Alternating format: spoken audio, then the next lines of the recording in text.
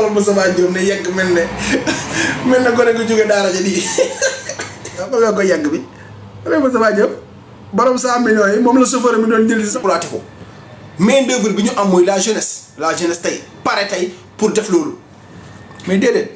jeunesse boobu noonu xam na la ñuy def jeunesse boobu xam na ñuy def benn nit bu jógee di wax ñu naan ko demal liggéey lañ koy wax jeunesse boobu buy wax dañ naan ko demal liggéey te jeunesse boobu jeune boobu ngay wax demal liggéey mu ngi ci bërëbu liggéey kaayam toog wala am na liggéeyam dafa am benn temps libre boo xam ne moom moo ko tax a dugg ci live yi di jéem a conscientiser ay moroomu jeunes parce que jeunes yëpp mënuñu conscient y a des jeunes yi nga xam ne ils ne sont pas conscients yàlla moo leen bindee noonu parce que Dakar Ndiaye li muy réy ñëpp amuñu xel am na ñoo xam ne fort rek moo nekk seen bopp yi âge bi nga xam ne moom la ñu am âge yu 18 ans jëm ba 35 ans góor da nga ko war a liggéey 18 ans ba 35 ans 18 ans boo ci yokkee 18 ans loo ci yokk rek jàng bi commencé naa bàyyindiku dangaa war a boole jàng ak liggéey tubaab yi dañuy am 18 ans di jàng di liggéey dañuy jàng di liggéey pourquoi pas ñun sénégalais tey sax ñu adapté wu ci système boobu noonu bañ a toog rek ne nii nag sama grand bi moo may jëndal ay kaye moo may jëndal ay bic non jàng lañ ma sant rek naay jàng boo jàngul yaa nga ca terrain ba fubali esprit boobu dañ ko war dindi suñu bopp parce que tubaab yi ñoo ko def suñu bopp yi il faut être des intellectuels dem leen école ngeen jàng bu ngeen jàngee ba pare doo ko wut xaalis boo koy ut mënut a bokk ak jàng te ñoom tubaab yi ñoom seen doom yi ñoom ñu ngi jàng di boole ci di wut xaalis est-ce que vous vous rendez compte est-ce que yéen a ngi xalaat loolu noonu xam nga dindi fi borom kanam gii xam ne moom moo lexam yu duuf yi muy mel ne lekkatu dibi nii yi xaaral ma dindi ko fii kanam guy wan ndànk rek kanam gi moom gars yi dama ci jàll musal rek kanam gu niin gi ñii lan moo tax tey instant bi ñu toll nii ñun waruñoo mën a adapté wu ci système boo xam tey sam dinañ mën a jàng di dem di liggéey pourquoi pas donc ki ngay lekkat dibi la moo dibi woon suñu orix yi nañ la da koo dibi ndekete yow mu ngi ko yóbbu ci toolam bàyyi ko fa barki alxuraan loo xam ne ay 50 millions lay jar gars yi nañ leen jël benn système bu tubaab bi di am tubaab bi li ñu am lépp bonul tubaab bi lan moo tax seen dëkk yi toll fi mu toll fii nii parce que dañoo use seeni moyens mais ñun sénégalais am nañu xel de mais jéemuñu exploiter suñu xel moomu noonu xam nga suñu xel moom ci lan lañ ko teg yàq ci yàq lañ def suñu xel moomu noonu am na ay sénégalais conscient nag am des projets mais boo ko jëlee projet boobu noonu nga bëgg tey ñu buux la nga dem kàgga ko yóbbul moom mooy jël sa projet jëlal ko boppam defal ko boppam man j'ai vu des gars yoo xam ne am naa ko ma xam koo xam ne xam nu mu def dafa defar benn projet ba mu baax jël ko gis benn borom alal ñu boole ko ak moom ne ko kii kat boo demee mën na la dimbale xam nga ci sa projet bii nga nekk xam nga bu demee ci waaj lan la ko wax ne ko macha allah sa projet bi c'est trop cool lii lu baax la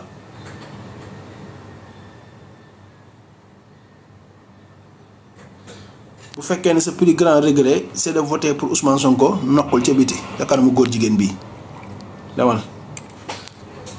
fii lu neex Ousmane Sonko lañ fiy wax lu naqari Ousmane Sonko ca biti nga jëm lu neex kii rek lañ fiy wax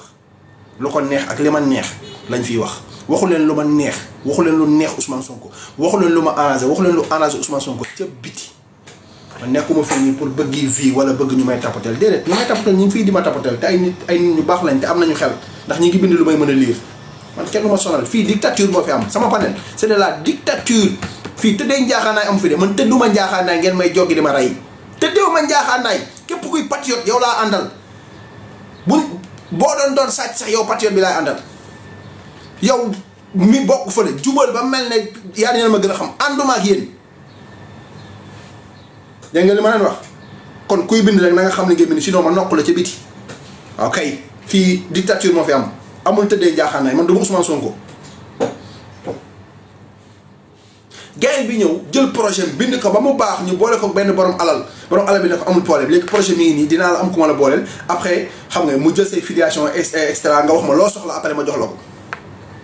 mu ne ko waaw mu dem copain bi dem toog di ko xaar barki Seydina Mohamed borom alal ji jël projet boobu noonu jox ko rakkam bu mbokkal ndeeg bàyyi financé ko ne ko doxalal ma projet bii copain bi xëy suba gis projet bi ci mbedd bi barki alxuraan projet boo xam ne ba tey jii nii mi ngi ci côté lamb ci affaire de digitalisation mi ngi ci lamb instant mi toll ñu ko utiliser ci lamb te copain boobu noonu maag moom ñu bokk fi ñuy liggéeyee te moom moo ko moom. Babacar Seye amoon la laa bi dootoo gisati nga war sa ndey ci biti acca fii du pour waa benn bokk bàkkaar dañoo ñëw pour wax xam-xam waxuñ fi pour lu neex kenn. yéen a may dégg mu xëy suba fekk projet bi ci mbedd mi parce que lan parce que yorul ay moyens yu financé boppam ay famem yoruñ moyens yu ko financé te loolu dafa soxla du financement mais boo jëlee projet jàmbur sax nga intégré ko ci biir.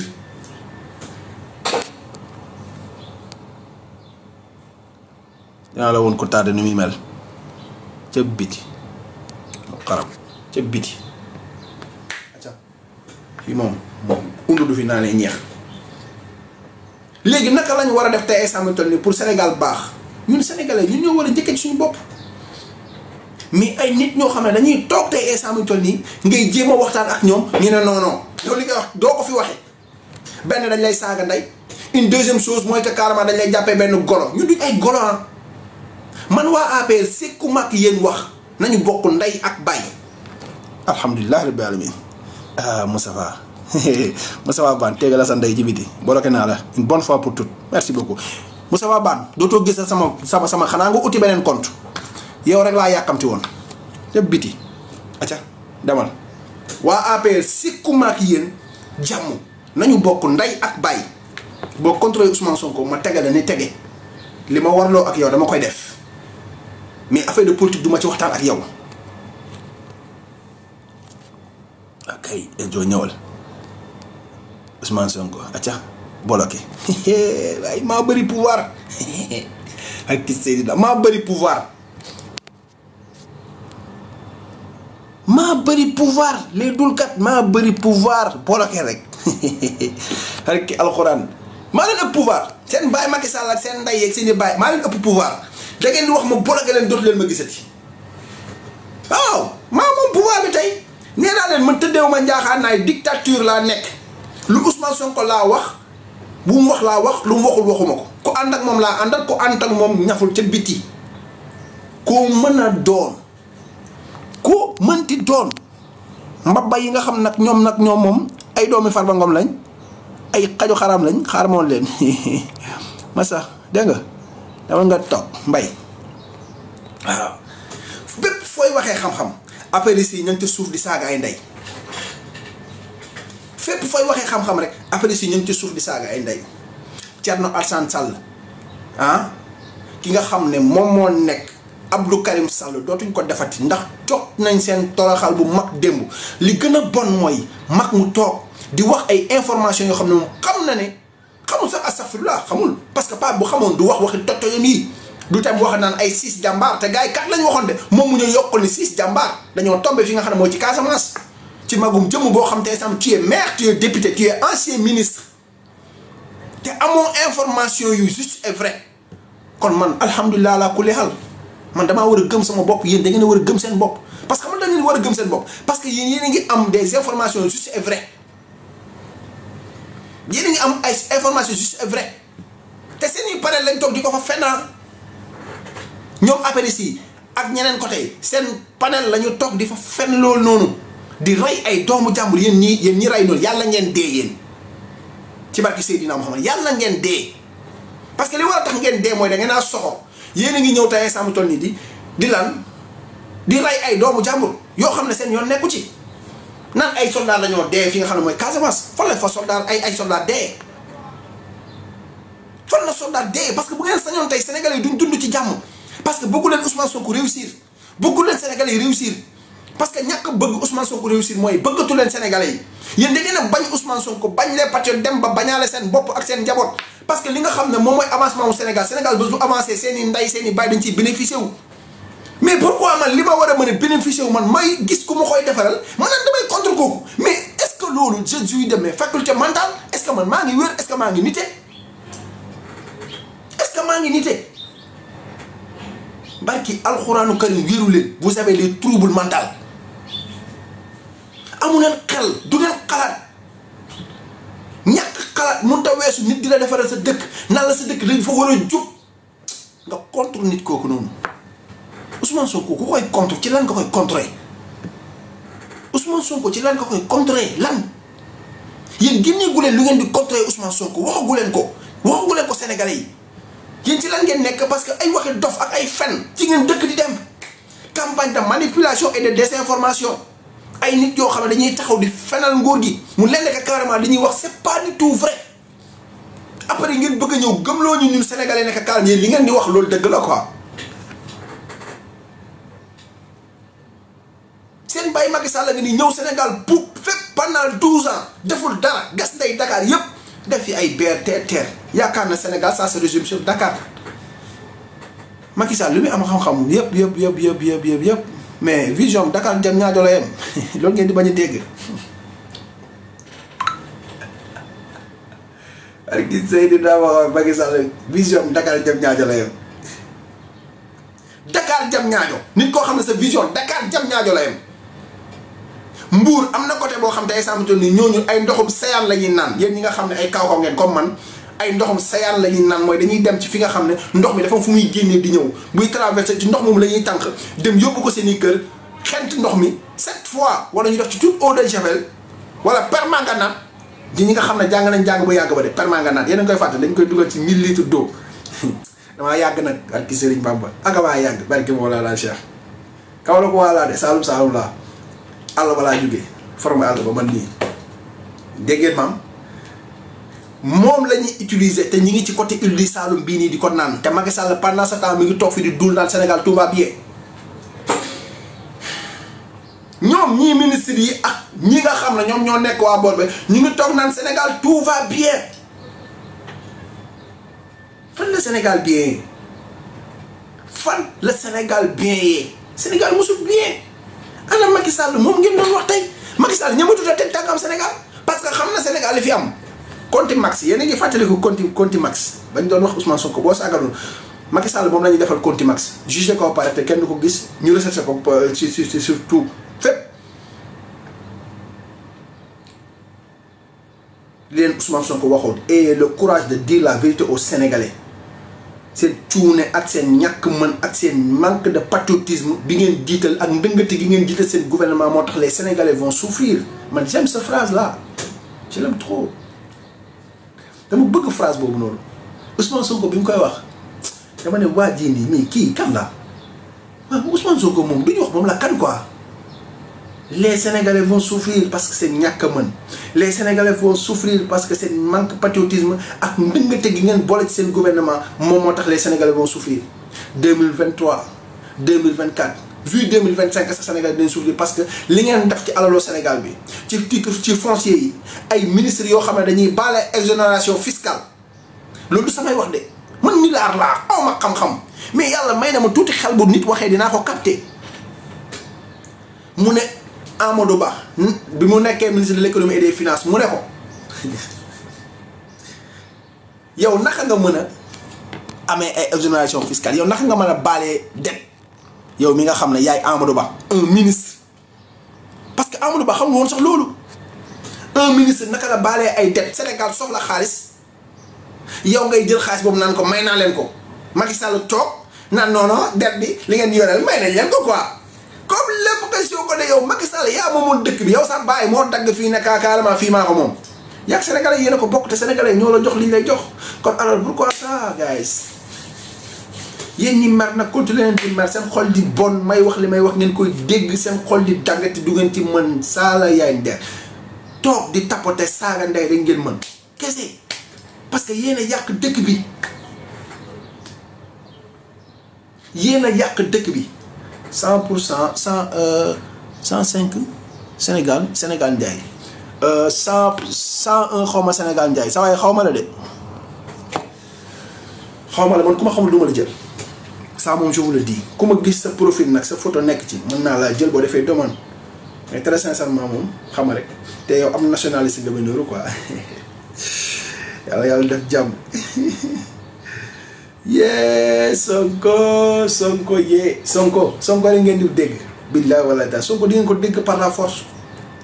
Sonko di ngeen ko dégg par la force parce que loolu da ngeen koy dégg Sonko dafa nekk koo xam ne dafa ñëw pour joyanti Sénégal ñëw pour defar Sénégal yéen nag tey instant mu toll nii Sénégal avancé noppalu leen xamal tax noppalu leen parce que ay sàcc ngeen ay fenkat ngeen ay sàcc ngeen ay fenkat ngeen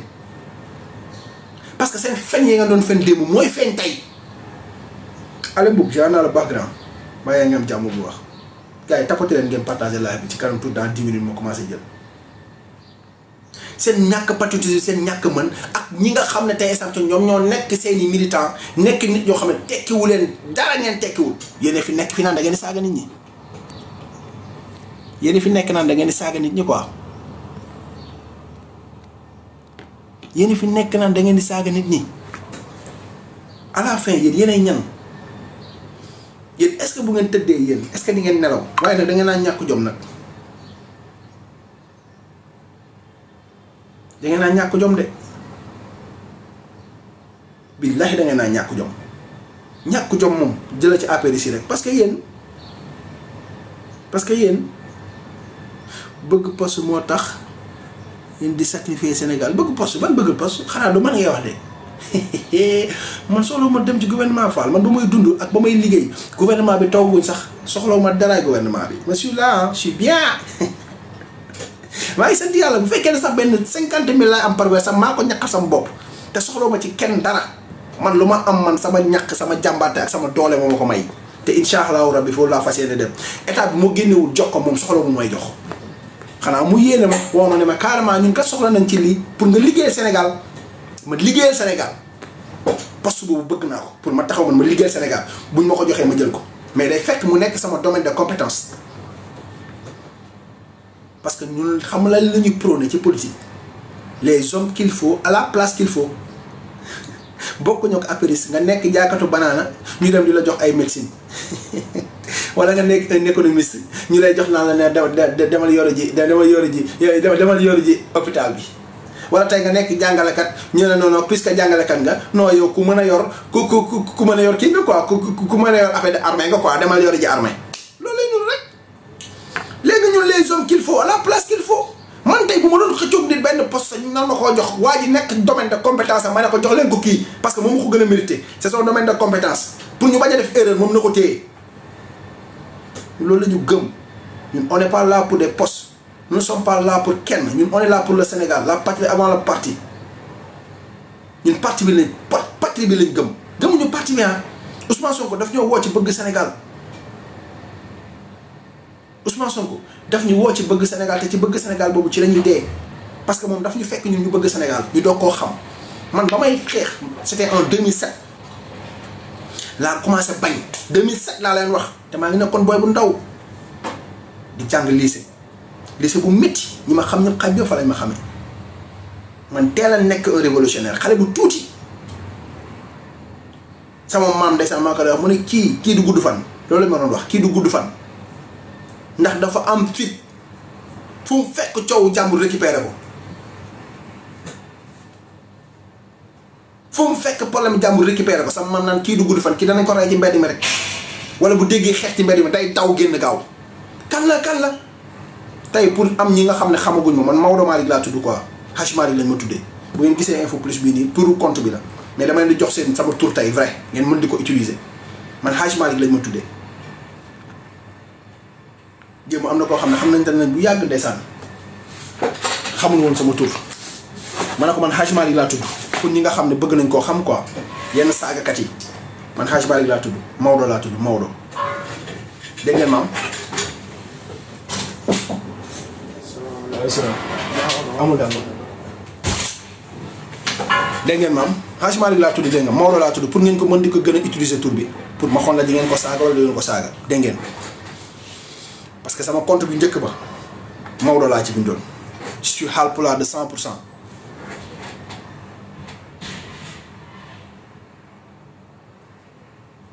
Haalpulaar de 100% là et fier de l'être bëgg leen Sénégal ak gis amiin yaa rabbi amiin yaa rabbi amiin yaa rabbi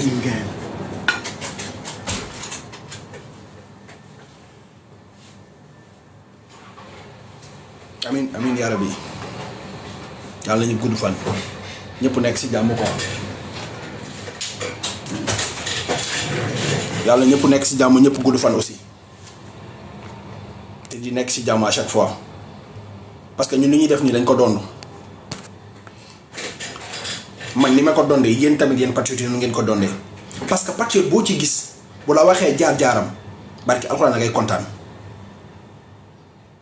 Quel département Sénégal pratique mu ni pratique quel département Sénégal pratique comprend pas luy loolu yow tamit nag boo mënul bind français bindal olof yéen lan moo tax ngeen complexé waxal olof bindal olof boo mënul bind français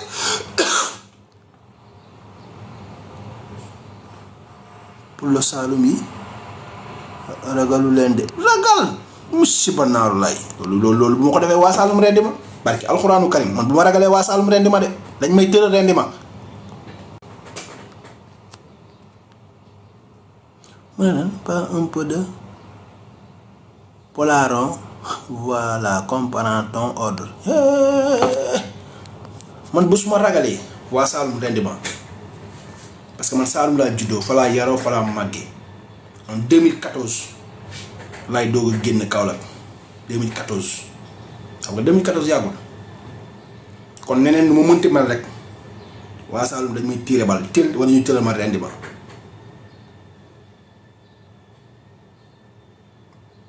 ma mës a nekk patriote comme ñenn ñi nga xam noonu lañ koy defee fii man patriote yi man maa leen bëgg sama bopp barki Seydina Mohamed xam nga tax ma bëgg leen parce que dañoo bokk bëgg-bëgg li may def ni góor du ko def boo amee fit envoyé ma seen numéro PV ci suuf nga xool ndax am naa fit wala aw ma fit boo nekkee Dakar après moo wala boo nekkee Europe nag non non soxloo ma sa numéro téléphone képp koo xam nekk nga Europe di def ay appel WhatsApp non soxloo ma la très sincèrement mais koo xam da nga nekk Sénégal fii nii nekk Dakar jox ma sa numéro téléphone ci suuf ma woo la appel normal ndax ñi may jox sa numéro téléphone yëpp man appel normal laa lay woo directement ragal laa appel normal laa lay woo mais boo la woowee appel normal du dem léegi da ngeen bëgg ma leen jox sama numéro après ngeen may saaga ay ndey quoi du ma ko def Scarface jaar naa la du ma ko def déedéet billahi wallahi la ma nekkoon démb tey ci gatsa bi moom laa ci nekk ba tey nii may wax ak yéen nii may wax ak yéen nii bàyyiwuma parce que man damaa jàppoon ne combat bi en 2025 lay commencé si en 2025 la combat bi di commencé parce que ci la méttitu sénégalais di gën a nekk patriote yi nga xam ne yàgg nañoo wàcc ci terrain bi yàgg nañoo woote tey Sénégal fa war a baax ñoom tey exemple xam nañ ne en 2025 ci lay combat bi di doog a door ñun xam nañ loolu ñun xam nañ méttitu Sénégal instant bi toll nii ban moment lay door instant bi lay door parce que lu tax muy nekk muy door instant bi ñu toll nii xamul tax muy door parce que njumte ak naafeqisme bi ak sàcc geeg fen gi amoon depuis 2012 ba 2024 2025 bii nii ak 2026 par force dañ koy payé te ñun ñoo koy payé ñun te payé bu ñu ko war a payé noonu il faut que ñu xam ne fa carrément ñun on doit se sacrifier nous les patriotes je ne parle pas aux gens yi nga xam ne ñoom ci seen waxi bopp lañ nekk ak seen naf su bakken waxuma ak ñooñu mais ñun ñi nga xam ne on est conscient nañ xam ne Sénégal day métti par la force. Paris defaluñ ko ci ci 5 ans Allemagne defaluñ ko ci 10 ans Arabie Saoudite defaluñ ko ci 20 ans déedéet dañ ko defar ci ay génération lañ ko defar ba tey li ñu am ne ñu mën ko am mais pourquoi ñun ñu bëgg changement te duñ changer suñ jikko daal ñun daal dañoo bëgg garder suñ jikko ba pare te nee nañ non jikko boobu bu ñu ko garder par force Sénégal dafa war a dem yéen ñu nax seen bopp ñi ma ko sañ a wax. mais patriotes yi nga xam te ensemble sont conscients yéen ñi nga xam da ngeen a tukki yéen ñi nga xam ne xam ngeen ouverture monde bi xam ngeen géopolitique mondiale bi ni muy demee yéen war ngeen a mën a xam ne Sénégal instant bi toll nii à l'instant T mënul baax parce que lu tax mënul baax parce que dañ ko war a tegaat ci raay yi Macky Sall ak son gouvernement dañoo ñëw yàq dëkk bi doon ay fenkat yoo xam ne chaque jour ñu montere seeni fen ngeen doon def démb. seen fen yañ doon def démb moom la ñuy montré tey chaque jour bu ñu xëyee rek montré que carrément waa APR li lañ fi nekkee woon mais waa APR li lañ fi nekkee woon Sénégalais yëpp xam koo pare wëlbati ko bëgg cee dëkk seen tànk te ñu ngi jàpp ay milliards sàcc ko rey ay doomu jàmbur. God damn c'est quoi le problème guys yéen xanaa Macky Sall dafa da leen defal lavage de cerveau yóbbaale seen xel yi ba mu tax yéen ngeen bëgg a topp Macky moo xam ne dem na baleen yéen Macky kañ ngeen ko gëj a dégg ba élection législative yi jeexee ba tey déggatu leen Macky gisatu leen Macky defatu tey ay snap ma nga ca boppam. Ousmane Sonko toog biir Sénégal ak son excellence Bassirou Diomaye Diakhar ak les patriotes di sibirandoo li ngeen di dund ngeen ne non non kooku noonu nga xam ne moom moo toog di dundoo loog yéen li nga xam ne moom ngeen dund non kooku ngeen di saaga ay ndey kooku ngeen di jàpp di ko xas kooku ngeen di def nangam ak sangam. Je suis désolé billahi wallahi on va bien beau essayer pour essayer de changer ce pays mais si on ne change pas nos mentalités on va aller nulle part. On va aller nulle part duñ dem fenn ça sera encore de l'échec parce que Sénégal bu ñu bëggee mu baax ñun Sénégalais yi on doit prendre nos responsabilités ci par lañ koy téye ci tey autorités yi nga xam ñoo doon yàq dëkk bi ñu fexee def ay loi ak règlement yoo xam ne tey exemple gouvernement bu fi jógeeti nga détourné 1 franc ci xaalis sénégalais ñu jël la ñu nokk la ci kaso bi ñu criminaliser li nga xam ne moom moo nekk détournement de deniers publics ñu criminaliser ko. tey bu ñu criminaliser woon détournement de deniers publics am na loo xam ne bu ko Ablaye Wade defoon Macky Sall du ko ñeme bu ko Abdou Diouf defoon Ablaye Wade du ko ñeme tey loolu noonu bu ko Macky Sall defoon tey Ousmane Sonko bi nga xam ne moom moo toog tey pour ñëw pour defal du sax am temps boobu noonu xam nga lu muy nekk ci continuité lay nekk parce que l'État c'est une continuité cette continuité là c'est nous les Sénégalais yi nga xam ne ñun ñooy le peuple ñun ñoo souverain. ñun ñoo leen ci fekk si jàppale leen ci pour ñu mën a yegg fi nga xam ne foofu la ñu bëgg a yegg mais mënuñ fa yegg ci kaw ñu bàyyi benn centaine de personnes boo xam ne dañuy jéem ay millions de Sénégalais toog croiser les bras ne noonu duñ leen jàppale lañ leen di seetaan ñu def bu ñu échecgee après keneen ñëwaat échec yooyu ñuy échec di échec xanaa sonn leen ci les opposants yéen xanaa sonn leen ci échec bii ñëpp di échec ku la dàqale cravate gën laa ngandi dara gën laa rafet costume moo la dàq nar. moo la dàq sàcc moo la dàq wax lu du dëgg moo la dàq tey esam topp ci xale jigéen def naka su dul noonu Issa Saloum maa la bañ pur lu mën a maa la bañ pur maa la bañ pur danga maa bañ ayoo lu sama yoon boo ma bañee lan la may wàññi sama gàtt nekku ci man boo ma bañee amul benn problème fere jeewu ma sax barki alxuraan yëggu ma sax ne danga maa bañ yow la kan sax ah yow tamit nag yow mii am nga problème de boo meree yow lay métti di man sama xol baa ngi nii day féex de alhamdulilah ala kulli haal man daw ma loolu Sonko ngay waxal waaw Sonko laay waxal kay Sonko mooy borom dëkk bi Sonko moom mooy l'empereur loolu ngeen di bañ a dégg Ousmane Sonko mooy gouverner dañ leen koy confirmer son excellence Bassirou Diomaye Diakhar Ousmane Sonko mu ngi ko yónni yàkkamti ko ne ko demal nga régler diplomatie Sénégal nga xool ndax ngay def ba sénégalais tey santul ci biti ñu gis fa seen bopp convention yi yomb man bàyyi ma régler dëkk bi barke alxuraanu karim ma dégg gars yi naan na Ousmane Sonko tukki na dem France na dem Ghana na dem Burkina parce que da ngeen a yaakaar bu fa demee dañ koy dóor bal mu dee quoi c'est ça que vous croyez Ousmane Sonko monde entier ñoo ko bëggal seen bopp président yëpp dañoo bëgg Ousmane Sonko billahi wallahi parce que xam nañ waa ji bëgg gi mu bëgg dëkkam parce que tubaab nag doy na waar gépp doy waar mais bu gisee patriote un patriote bëgg ku gis ku bëgg dëkkam dalay bëgg te xanaa yóbbantewu leen woon seen député yi nga xam ne te seen député yi ngeen yónnee woon démb lan moo leen tax waxu leen ñu laajal leen Ousmane Sonko compte 1000 milliards yi pour lan waxu leen ko laaju leen ko seen wax ju bari yëpp 1000 milliards nañ def compte nangam mais porte leen plainte ngeen wax Ousmane Sonko te fekk ko ci kanamu devant tous les Sénégalais ne ko anam compte 1000 milliards yi mais loolu ngeen koy wax yàlla nañ yàgg a nekk dof ci bëgg Sénégal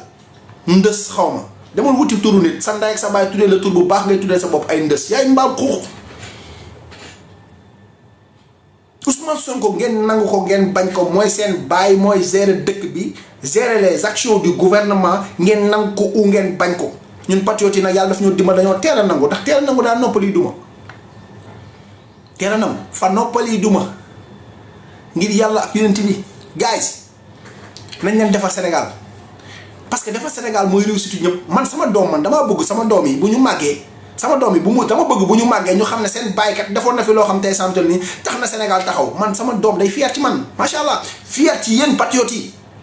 parce que xamante seen doom di fier ci yéen parce que day xam ne carrément ñun kat suñuy parents taxawoon nañ bañ war a xeex nañu moom xeexuñu woon pour seen bopp mais dañoo xeex pour ñun ñi nga xam ne ñun ñooy les nouvelles générations ba Ousmane Sonko am na benn wax ju mu wax démb nee na ñun nous ne sommes pas là pour un mandat mais on est là pour la génération future pour les générations futures du moins nee na maa ngi fi pour la génération future laa fi nekk mais nekkul fi ñun duñ gouvernement boo xam ne dañuy nekk fi naan non mandat bi dafa gaaw 5 ans nañu fexee def nangam pour ñu amaat deuxième mandat nee nekkul ci loolu même bu fekkee ne benn mandat la ñuy am sax dañuy joyante Sénégal teg ko ci yoon keneen kuy ñëw mu yomb ci moom nga xam ne day bàyyi lii dem ci leneen mais Sénégal naka lañ mën a nekkee à chaque fois gouvernement bu bees bu ñëw ay fay bor nga fi nekkee loolu yëpp lu ko waral mooy ñàkk criminaliser li nga xam ne moom mooy détournement des deniers publics yi il faut ngeen criminaliser ko. képp ku sàcc 1 franc def ci kaso bi 15 ans ñu tollale la koo xam ne Esamtoni dafa violé ok ngeen xam ne tey Esamtoni xaalis boobu noonu ngeen di détourné am na ci sénégalais yoo xam ne ñu ngi ciy dee am na sénégalais yoo xam ne ñu ngi ciy dee mais. salaamaaleykum. maa ngi jégalu. gars on doit être fier de nous. après si bu ñu pousse seen débat ñun ñoo war a toog sax naan dañuy débat ak waa APR parce que après si ñuy débattre la amuñu njëriñ Amadou Ba daa daw Aïssata Tall Sall daa daw Kirikou daa daw te ku ci nekkoon mu ngi toog ci télé yi di xataraayu di yuuxu oh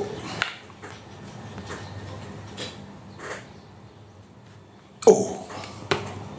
oh c'est grave Ousseynou tey nga gëj a gis live bi te dootoo fi saagaati merci demal sa yoon am na mu solo seen baasa maa ko pouvoir tey saaga rek bloqué est-ce que ñun xam nañ ñaata lañ leb xamuñ ko de nañu leb nday 2 millions de milliards Ousmane Sonko na leb 2 millions de milliards on s'en fout loolu nga bëgg a dégg na leb 30 millions de milliards moo tey doo ngeen bëgg a dégg Ousmane Sonko lu mu def baax na am ay lu ngeen leb na leb 60 millions de milliards laa la wax talal ko di ko kos di ko taal bëgg nañ du ngeen nekk ay nit bu leen di wax leen waxi nit ngeen wax ma assemblée nationale ba yéen seen député yi ngeen fa yóbboon ban victoire la ngeen indil wala lan lañ fa def lu convaincant loo xam ne yéen bu ngeen ko gisee seen xol dina seet waaye da ngeen ko toog waxtaan ko seen panel yi bari wut de démb seen panel yi bari wut parce que amu leen xel seeni autorité dañ leen a jël seen bopp yi génnee seen yuuri def fa puubu ganaar moo tax du ngeen xalaat génnee seen xol yi def fa ay xolu mbaam dindi ñuul dugal ko fa moo tax seen xol yi mënut a neex gëmu leen yàlla xamu leen yàlla du ngeen taalibe du ngeen dara bu ngeen pare ne di waatee barki Baye barki Serigne Touba barki Maodo Malick barki Cheikh Khalifa Malick barki Nangam gëmu leen sax seen bopp parce que ñooñu ay nit ñu jub lañ woon nit ñu bëggoon Sénégal lañ nit boo bëggee Sénégal boo bëggee Baye Niass wala nga bëgg Serigne Touba wala nga bëgg Mame Hadji Malick wala nga bëgg Bou Kounta Ndiassane da ngay xam ne que carrément ñi dama leen a bëgg parce que dañ noo bëgg yàlla bëgg yonent ba pare bëgg seen dëkk teewal seen dëkk fu ñu toll man ñooñu bu ñu nekkee sama sëriñ man barke alxuraanu kam ci ñoom laay roy mais ci kan ngeen di roy ci iblis ngeen di roy kon yéen apériste amu leen benn leçon de morale bu ngeen jox ay nit dem leen ngeen xool lan la seen député ya wax loo xam ne dina leen convaincre ngeen ñëw ngeen indi ko sur la place publique ngeen nekk carrément suñu député yi wax na nangam mais loolu ngeen di def ah loolu ngeen di def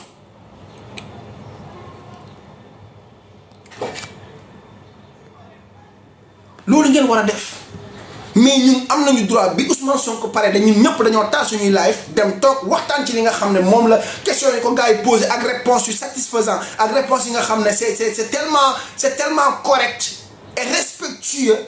moo ñu kontaan loolu ñu taal suñuy live wax ci waaye yéen taal leen seen live mun la parce que amu leen lu ngeen di wax ñi ngeen topp amuñu xam-xam amuñu éthique amuñu gàtt amuñ ko bopp yi ngand lañ fa yóbbu ak haine ak xol bu bon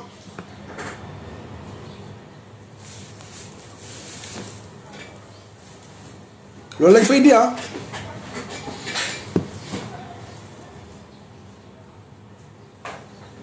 non ndës bi bàyyi ko foofu kii ci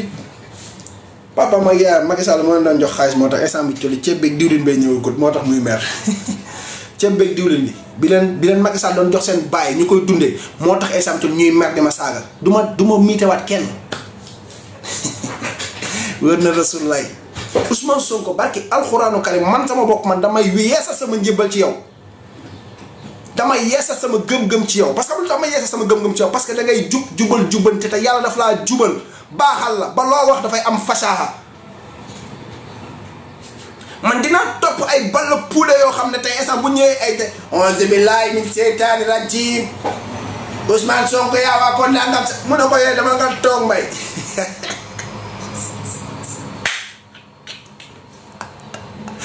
waay mbay demal nga toog Ousmane Sonko koy bandi démb de barki alxuraan daa jàpp Thierno Alassane Sall ak bëkkub jëbi moom xam naa day julli di jël bopp bi di ko riis si kii bi ndax kii xol bee bon boo gisee ni ñuulee xam ne amul benn leer barki Seydina Muhammad waa ji man mosuma gis ni ko soxoree nii nit ku bañee Ousmane Sonko nee na ko nag sa waay boo demee benn moment nag nga ne gongo quoi del wax gongo xar ba may leen kanam gi xam naa ni kii moom ku ko gis fajar gi doo am dara la ngi waaye xool leen ko cicatrice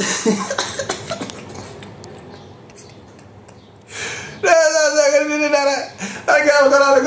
Ousmane Sonko daa jàpp antantali di wëlbati di dóor di wëlbati di dóor di wëlbati di dóor di wëlbati ma ne Ousmane doy na Ousmane jàpp Thierno Alassane Sall di dóor di wëlbati di dóor oh là là c'est grave Ousmane Sonko di seen morom politiquement moralement et physiquement da leen naa gën a pare fépp ngay ŋaañaaral di signe nii bàyyil politique seen politique c'est révolu wax na leen ko mais gëmu leen ko quoi mais bu subaa ngeen di comprendre suba bu ngeen ñëwee tey ngeen di comprendre Ousmane Sonko ndeke lam ñu doon wax ndeke lii la Ousmane Sonko mu seen morom ci politique dafa bëgg Sénégal ba pare jël Sénégal jiital ko à part ça yéen lan ngeen jiital yéen kuréel sax nga doon tane parce que ñooñu tey sa instant ñu ngi def loo xam ne gaañu ko. waaleykum salaam. c'est gravissime nekk leen ay patriotes ngeen bëgg la Sénégal kaay leen ma may leen Thierno Alassane Sall dóor yi ko pour dóor déglu leen ko ndeysaan ay waaye Thierno déglu leen Thierno pour dóor yi nga ko dóor démb mitti na ma ba ci kanam yàlla seet pour mag boo ko jàppee boo ko ñekko del baale déglu leen pour rek li muy yekk Thierno Alassane non lañ sànni mais non waa mais pour lay la Monsieur le Président de l'Assemblée nationale, Monsieur le Premier ministre, Mesdames, Messieurs les membres du gouvernement, chers collègues. Monsieur le Premier ministre, le 27 décembre dernier, devant cette même Assemblée, vous promettez aux Sénégalais, à travers votre déclaration de politique générale, des lendemains qui chantent. Le jour suivant, le 28 décembre, vous avez imposé sans débat ni vote le budget 2025.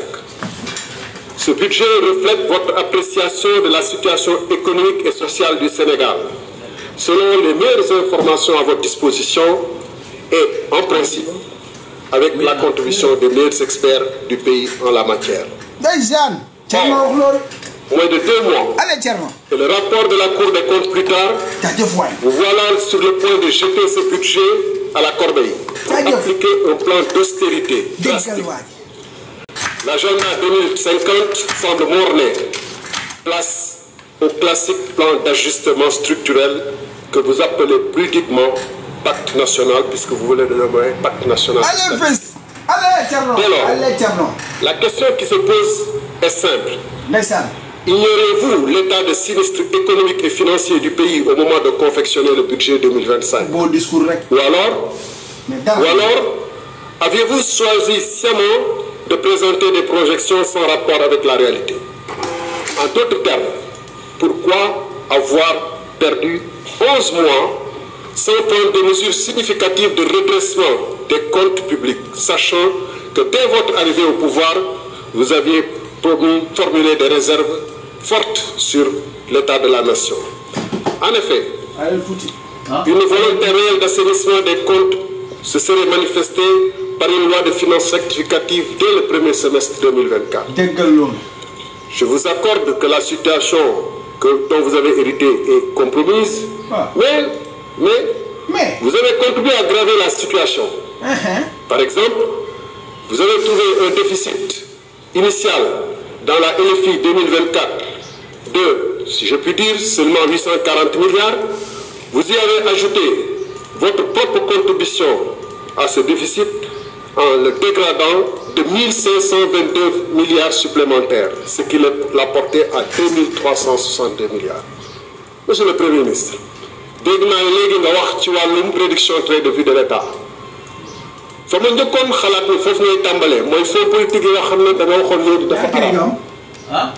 lu araam dañ ko war a teggi ci saa si surtout bu ñu naree jàkkaarloog Sénégal yi laaj nañ leen def effort ndax góorgóorlu gi nag moom lu mu war a dégg ci sa kàddu mooy ceinture bi seere woon na ko ba mu nar a dagg na ko gën a seere weerum koor bi nar a ñëw moom weerum koor 2020 mars 2025 bi ay at lay duré donc dafa mel ni waa ji ne woon man li may naan sàngara la waaye bu bëggee ci sama biir day nekkaat meew. foo politique bi dafa araan waaye man mën naa ko lekk. nga mën a mbir paa bi. ci noonu agence yi nga xam ne da ngeen ko tàmbale woon régime bi fi jàll ak lu mu yées ba mu ñëw rek dafa supprimer agence da naan yokkaat na ko. lu tax tàmbale woon dès 2024 wàññi agence yi waaye mercredi bu ne ngeen nommé ba léegi ngeen ne doog a gis ni que réew mi attanu ko. booba nag université yi am na ñu bëri ñoo xam ne ay vacataires ñoo fay jàngal université yu bëri booba yéen a ngi recruter ay chargé de mission alors que am na ay médecins yu taxawal ci réew mi fa nga ñu aussi premier ministre boo waxee réduction train de vie de l'État nga wax ne avion bi ñu xam ne dañ ko jëndoon ci jotee tamit avion présidentiel. jërëjëf monsieur le premier ministre man nga jël kàddu indi sa tontu. tey nga dee boo yëgoon doo wax de. s'il vous plaît. nañu wéyal déglu bi. merci beaucoup. Je pense que dans les interpellations de l'honorable député Thierno Alassane Sall, il y a beaucoup d'amalgame.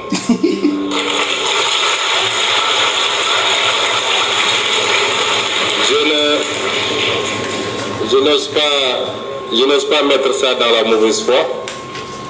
mais je pense qu'à un certain niveau, il faut prendre le temps d'aller écouter ce que les gens ont dit et non pas de se laisser emballer par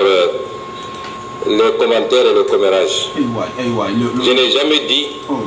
que tel fonds était haram. Merci beaucoup. J'ai dit que la caisse noire. Je vous dis après que vous ayez le temps d'écouter par vous-même. Merci beaucoup. J'ai toujours dit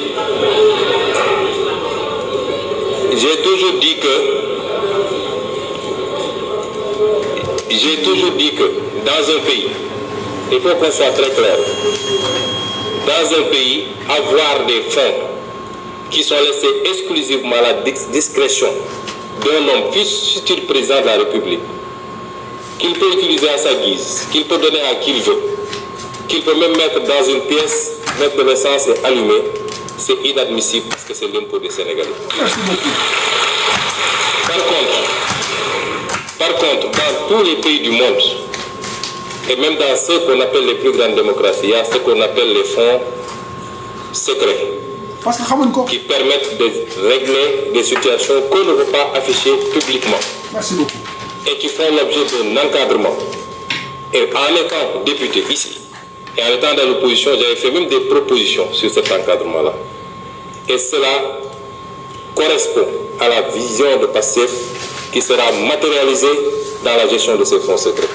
Parce que nous respectons toujours nos engagements, nous. Et nous, au moins, on a pris ces engagements, vous les avez jamais pris. Ça veut dire que vous auriez largement joui des fonds politiques, comme vous avez joui du régime de Macky Sall pendant des années, sans avoir jamais dénoncé. Et vous ne pouvez pas aujourd'hui donner des leçons. Le budget 2024, le budget 2025, est un budget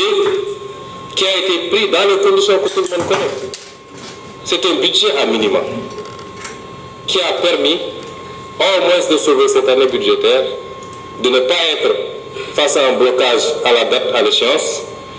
mais il était évident qu'entre l'installation de l'Assemblée nationale et le moment du vote du budget, il était impossible de procéder à l'élaboration d'un budget dans des standards que tout le monde accepte. Et c'est pourquoi nous sommes en train de travailler à la loi de finances rectificative que vous appelez, qui sera celle qui sera réellement conforme à notre programmation. Et austérité, c'est vous qui l'avez dit. Nous ne sommes pas dans l'austérité. C'est l'impression que vous ne comprenez pas ce que c'est que l'austérité. Nous ne voulons pas que le pays s'arrête malgré la situation difficile. Nous voulons aujourd'hui travailler malgré tout,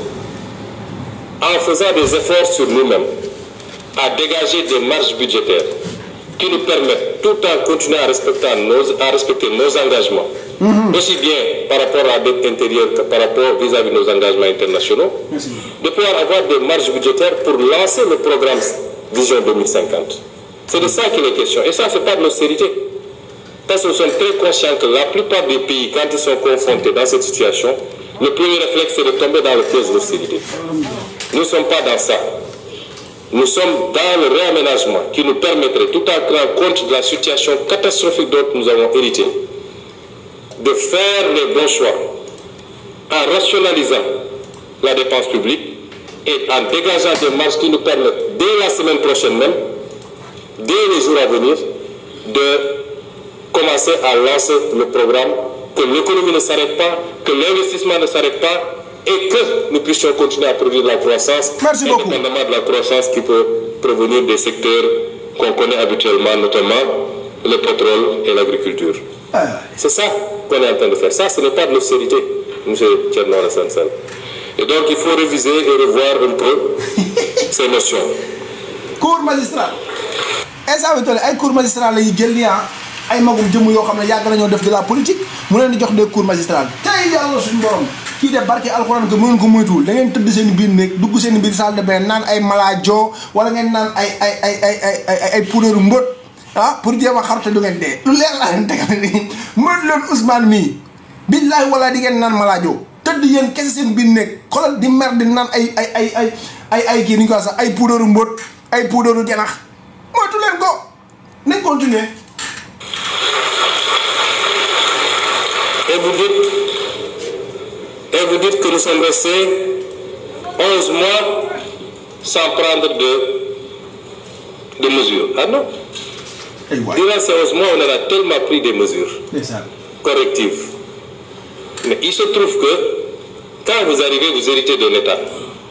Vous lancez des travaux. On ne se lève pas pour dire je rationalise tel agent, j'enlève, etc. On fait des études. Merci beaucoup. Pour être sûr que les choix qu'on va faire sont les bons. Un État, c'est assez sérieux. Et durant le temps de ces études, il fallait continuer à faire tourner l'État, comme on dit. Il fallait mettre des gens à la place qu'il faut pour qu'ils travaillent. Parce qu'il n'est pas question aussi qu'on laisse des gens qui ne partagent pas notre vision, qui ne comprennent pas notre combat, continuer à vouloir piloter des directions générales stratégiques ou des agences où on a besoin aujourd'hui de nous installer dans la vision 2050.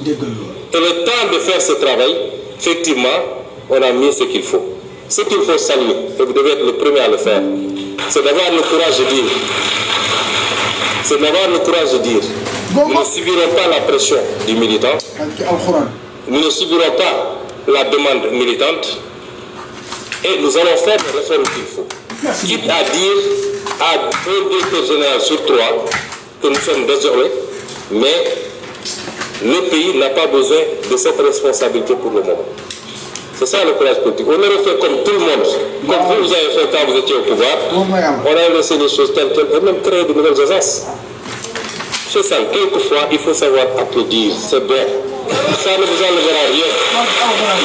Vous ne pouvez pas vous inscrire dans la critique gratuite, c'est pas bon. Les initiatives sont salutaires et saluées par tout le monde. Mais tout gourmet, puis c'est fini. Je vous remercie.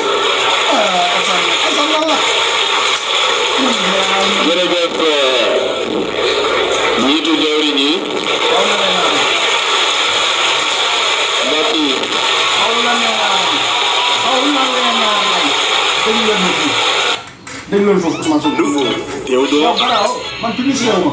combat les odeurs et sois irrésistible. you doing, baby?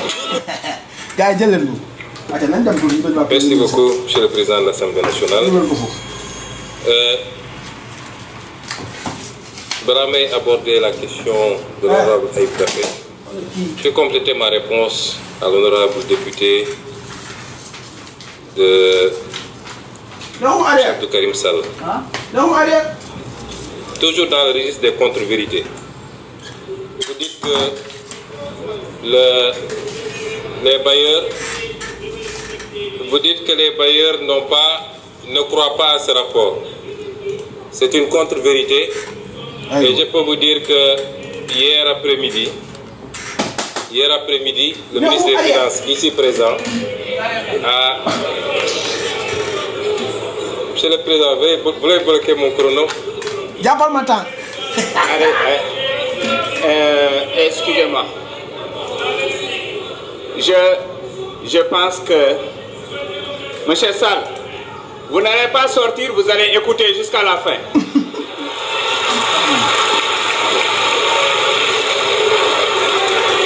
na toog déglu de bu mu dem de day daw bu mu daw de. Monsieur Sall, à travers vous, c'est toute votre famille politique qui passe tout son temps dans les médias waa APR la fenkat yi désinformer. déglu leen rek waa APR yi déglu leen seen duul ngeen duul ñëpp jot nañ ci. Moi quand j'étais opposant, quand j'entrais il sortait. Maintenant je suis au pouvoir, j'entre il sort. jéggal loolu. J'aurais dû être là. Je veux dire que hier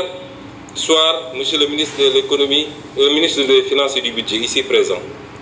a tenu une réunion virtuelle avec les investisseurs institutionnels internationaux du Sénégal. Il y avait plus de 350 participants. Vous dites qu'ils ne croient pas au rapport. Il ne faut pas dire des choses qui peuvent être contredites facilement. Le FMI sera là, la Banque mondiale sera là la semaine prochaine. Et vous serez rattrapé facilement. Ça n'en vaut pas la peine. Donc, le rapport est crédible et crédibilisé par tout le monde. Et en premier, c'est les bailleurs qui savent très bien ce qui s'est passé au Sénégal. Et une institution comme la Cour des comptes ne peut pas faire l'expertise d'un rapport d'audit, accéder à tous les éléments et aller raconter des contre-vérités. N'eût été votre mandat de député ou votre immunité, vous auriez pu être convoqué pour ça. Parce que c'est une attente contre les... Oui, si vous voulez, vous considérez ça comme des menaces. Parce que vous devez être menacé. Merci beaucoup. L'APR et tous ceux qui sont avec, vous devez être menacés. On vous a laissé pour une liberté. Je voudrais dire également que par rapport à la question de l'honorable député Ayib Daffé, je voudrais d'abord féliciter l'inspection générale des finances pour le travail qui a été fait sous la supervision du ministre des Finances. Je rappelle que c'est une obligation communautaire et interne lorsqu'un nouveau régime arrive de faire ce travail. Je voudrais me réjouir également de la qualité du rapport de la Cour des comptes. Ça a été lent, mais ça en valait la peine. Je voudrais ici m'incliner et rendre hommage à tous les patriotes de ce pays. Merci beaucoup. Merci pro. Ils se sont battus pour qu'on en arrive à ça. Ce n'est pas gratuit. Je veux leur rendre hommage et dire qu'ils doivent être fiers. Patriotes yëpp laa wax na. ñi ne woon ci réseau yi ñi ne woon ci mbedd bi ñi ne woon ñi doon génne seen poste li taxoon ñuy xeex amoon yaqin ni réew mi ci guuta lañ ko dugal. loolu la ñu gis tey moo tax war nañu am fierté. C'est ça le patriotisme, c'est ça aimer son pays. Et c'est exactement le contraire de ce que vous êtes et ce que vous avez fait pendant ces 12 ans. Je voudrais rappeler que nous sommes toujours en harmonie avec nous-mêmes. Soyez fiers de vous. Peut-être ampleur bi la ñu xalaatul woon. 2018 en pré-campagne à Paris. waxoon naa Sénégalais ni réew mi fi ñu toll ak ni ñuy endetté réew mi. Même 2024 bu ñu juumee ba jox Macky Sall beneen mandat même 2024 ki fiy toog boo moytuwul juróomi at yëpp fay bor la koy def 2018 laa ko waxoon. waaye sonn. fii assemblée nationale ñaata yoon laa fi taxaw Amadou Ba ministre des finances Abdoulaye Daouda Diallo may leen tous vos chiffres sont faux. barke alxuraan yaa wax leen Sénégalais yi dëkk. ñaata yoon lañ ko wax fii. barke Fapes. tey lan moo feeñ. lii neex na ay sec donc nga fi feeñ. kon lii bettuñu. musuñu te dañoo def 2019 mars 2024. yow loo waxoon sax moo gën a doon dégg loo wax. ba mu gën a sori barke Sonko yàgg na. Sonko rek la ñu. loolu nag lu tuuti la woon ci li ñu doon alerter Sénégalais yi yéen bëgg ngeen ñu gaaw dépasser étape bi ñu suul ko bu ci kenn waxati te dañ ci wax lan moo andi lii. war na yàlla. mooy état buy dund lu ëpp mën-mënam. billaahi wallaahi. ak ko ñëw ni laar. mooy état bu yàkkam ñu toog ci tey di. état boo xam ne obsession bi yëpp mooy prochain mandat. billaahi wallaahi. loolu laa bëgg sénégalais ñu dindi ko fi. merci beaucoup. sama déclaration politique générale bi ma def. déglu leen bu baax gars yi fii. déglu leen bu baax. dama leen annoncé woon 7 ruptures. bokk na ci la seconde rupture celle du passage d'une logique d'urgence et de saupoudrage à court terme à une logique de vision et de planification à long terme. barki alxuraan. réew kenn du ko tabax ci ñetti at. non. kenn du ko tabax 1 an. non kenn du ko tabax ci 5 ans. non. li am solo mooy jamono joo nekk rek. man nekk ak yi ñuy posé est-ce que bokk mi ngi jëm ci direction bi tabax structurellement un pays ba dara dootu ko yëngal. man ndeke man pour maa moom ñu wax. loolu nag opposition bi. man ndeke am naa xam-xam la. léegi am naa xam-xam. léegi pour li muy wax man dama koy wax avant man léegi damay prédire quoi ku bëgg ñaan la wala bëgg seetlu wala ku bëgg a seetlu wala ngeen bëgg listixaar wooleel ma ci sama numéro 77 287 ak la ja topp ngeen woo ma seetal leen ndax exemple ni mën naa listixaar xoolal ma sama jóom ne yegg mel na gone gu jóge daara ja di alxuraan xooleen ma sama jóom bilaay walaay xooleen ma sama jóom est-ce que ma ne démb gisuma ko woon wóor na yàlla barki Serigne Touba séeréer yi ñoo koy wax barki Serigne Touba xooleen ma sama nee na yàgg de mel na xale yooyu noonu di photo bilaay walaay xooleen ko yàgg bi xooleen ma sama jóom borom 100 millions yi moom la chauffeur mi doon jël si sax 100 millions chauffeur am ci capital Covid-19 bi kii mooy Moustapha Diop moo dëkk ba Louga moom moo nekkoon koo xam ne ministre bi moo doon kii am ni ko wax sax chauffeur moo doon jëli 100 millions par jour barki alxuraan ci Covid ba gannaaw bi ñu sante yàlla jul bi sant suñu ñaari waajur maa ngi leen di nuyu di leen ziar di wax ne ngeen jël sama numéro bu ngeen bëggee seet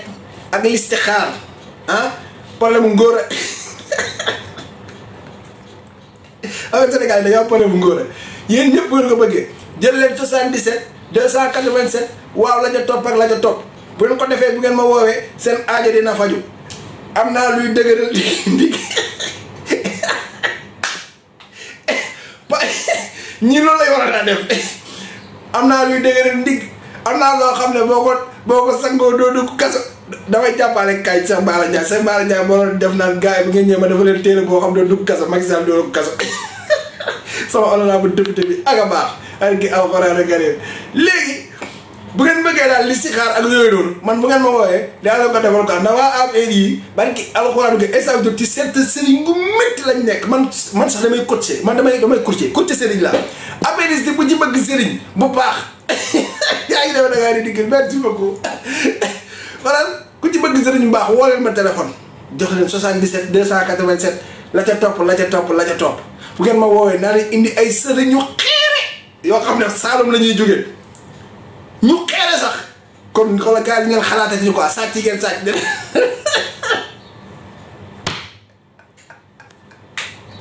alors doo waa affaire di mer rek affaire da ngeen di mer rek barki ci ndaw da ngeen di mer rek man meruma nekk leen ay nit ngeen bàyyi mer bi ñun kon daan continuer la ñuy dund barki Mawlana Cheikh ça c'est du jamais vu ça c'est du jamais vu les apéristes sont des connards des connasses et des larbins des têtes sans cerveau et tout ça ngir yàlla yonente bi gars pour ñëwaat tuuti rek ci li ma naan waxoon reprendre les choses sérieux quoi parce que man mii gain xam nga bëgguma nekk fii des fois xam nga waa affaire lañ may yëpp quoi waa affaire yëpp ma xam nga ñëw ay imbécile waa affaire yi la ñaaw te ñàkk xam-xam amu leen taar rafetu leen amu leen xam-xam réew ngeen yéen amu leen dara léegi gars yi tu fais la fierté des peuples alhamdulilah rabbil alamin merci beaucoup waay Jadaay merci beaucoup ci fleur yi xam nga on doit être fier de nous man je suis fier de moi rëy ma ci di ko wax tuutiwu ma tamit ci di ko wax dama fier ci sama bopp xam nga dama fier ci sama bopp parce que damaa am leader boo xam ne dafa fier ci boppam ba pare gëm la Sénégal ma ànd ceeg moom bëggaale la Sénégal man mii kon li nga xam ne moom la wax il faut que ñun Sénégalais ñu bàyyi ci xel muy xam nga lan nekkuñ fi pour ay mandat mais dañ fi nekk pour future génération bi ñëw dañoo war a gis seen bopp ci dëkk bi gis nga te ngeen criminaliser li nga xam ne moom moo nekk détournement de deniers publics yi Senghor bu ko defoon Abdou Diouf du am problème Abdou Diouf bu ko defoon Abdoulaye Wade du am problème Abdoulaye Wade bu ko defoon ki nga xam ne moom moo nekk tey Macky Sall du fi nekk ñuy détourner les deniers publics sans absolument rien kon duñu toog ba 2025 Ousmane Sonko son excellence Bassirou Diomaye Diakhar Faye ñëw yore nguur gi wala tey taxaw tey instant bi dañuy jubbanti dëkk bi très sincèrement kon instant bi dépassé nañu étape bii kon guys na ngeen fier ci suñu bopp ñu jéem a taxaw ci defar Sénégal moo gën ñu topp apéris yi nga xam ne ñoom dañoo ñàkk ba pare di ñànk kon guys yàlla leen yàlla defal